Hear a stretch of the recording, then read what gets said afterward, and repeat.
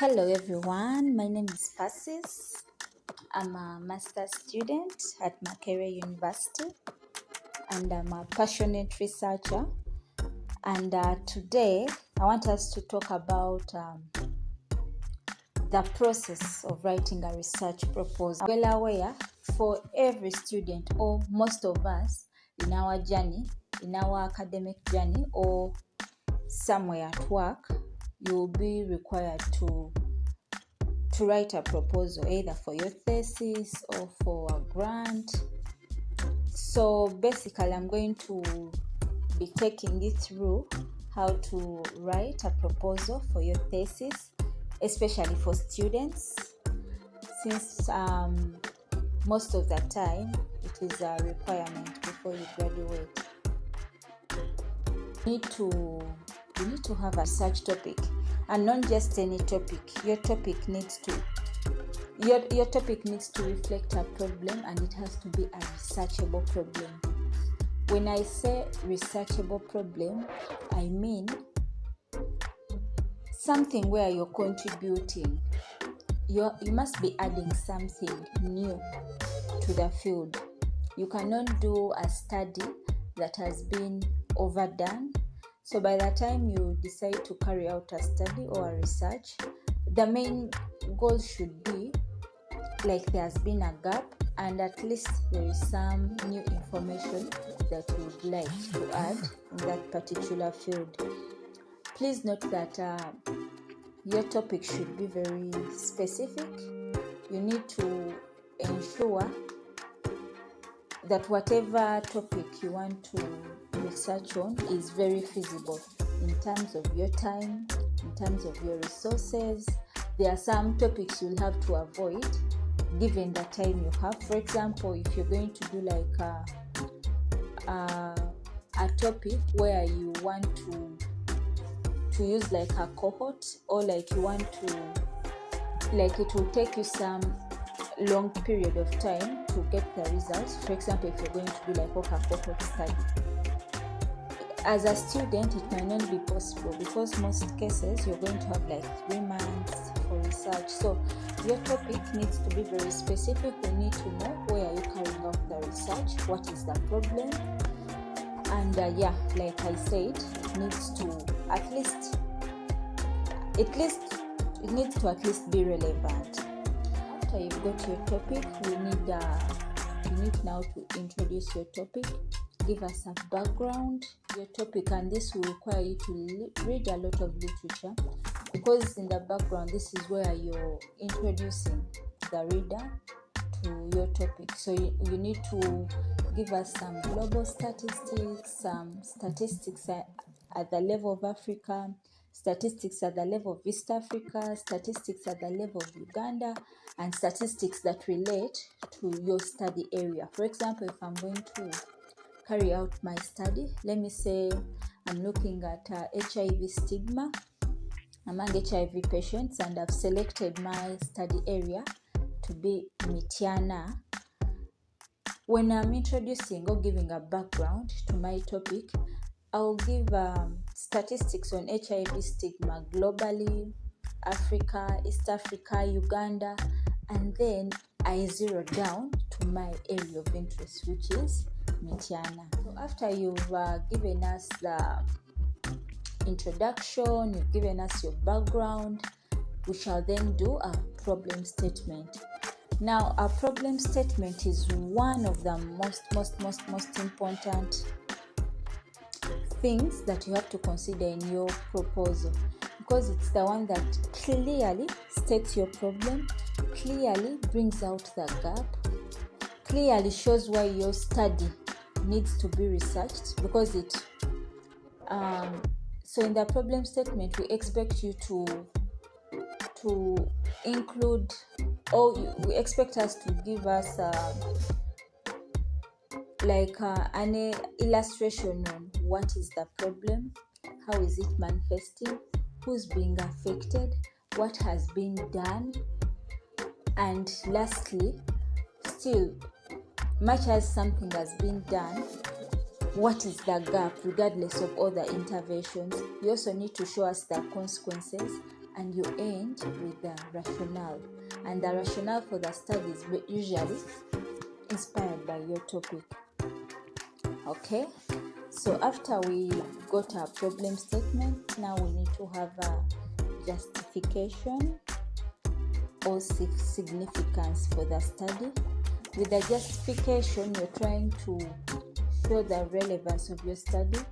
You're trying to show the reader or the policymakers that actually the world would collapse if the study does not go on, that a lot of negative consequences regarding that field would continue to happen if something is not done. So you're really trying to show the urgency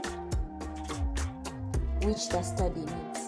And then with significance, you're trying to show how the study is going to benefit different people. Sometimes our research topics are just going to benefit maybe the policymakers. Findings from our studies might be used to inform policy. It can benefit maybe your fellow academicians. It can benefit the government. It can benefit even the study participants themselves.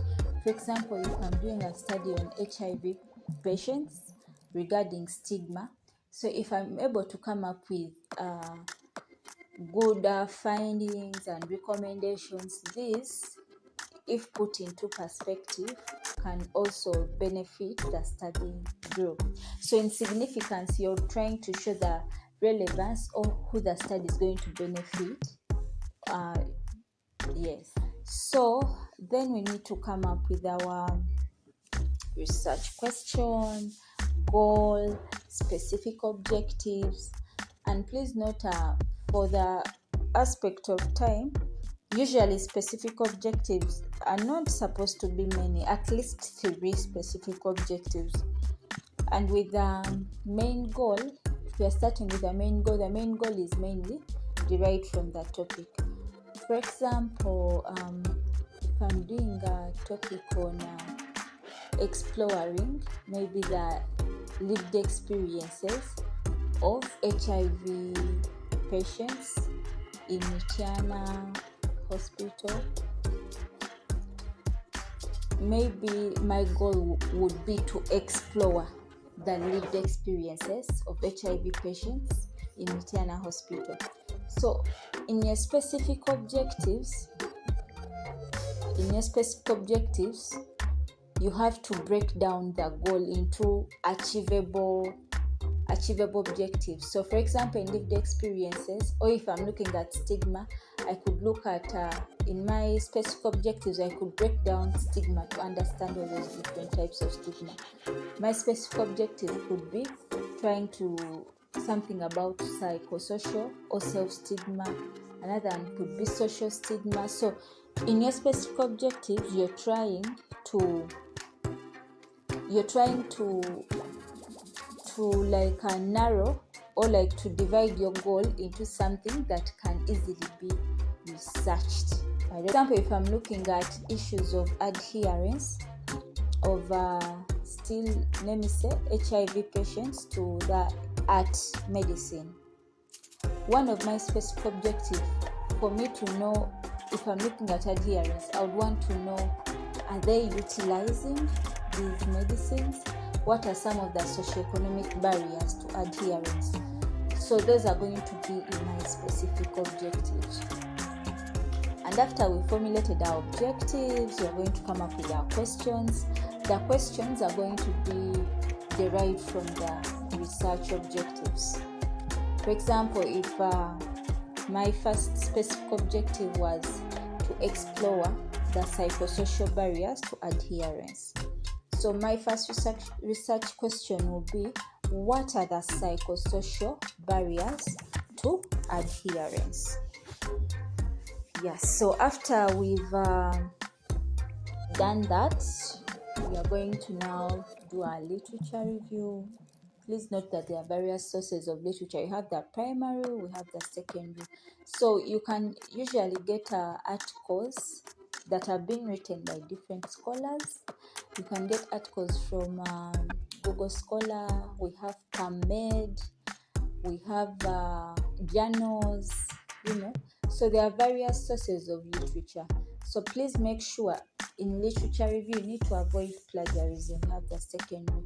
So you can usually get articles that have been written.